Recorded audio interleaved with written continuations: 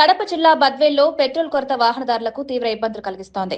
మైదుకూరు రోడ్లోని మున్సిపాలిటీకి చెందిన పెట్రోల్ బంక్ వద్ద తెల్లవారుజాము నుంచే భారీగా వాహనాలు కిక్కిరిశాయి. పెట్రోల్ కోసం వచ్చిన వారు క్రమపద్ధతి లేకుండా గుమికూడడంతో గందరగోళ పరిస్థితులు నెలకొన్నాయి. వాహనదారులు గంటల తరబడి వేచి ఉండాల్సి రావడంతో అసహనం వ్యక్తం చేశారు.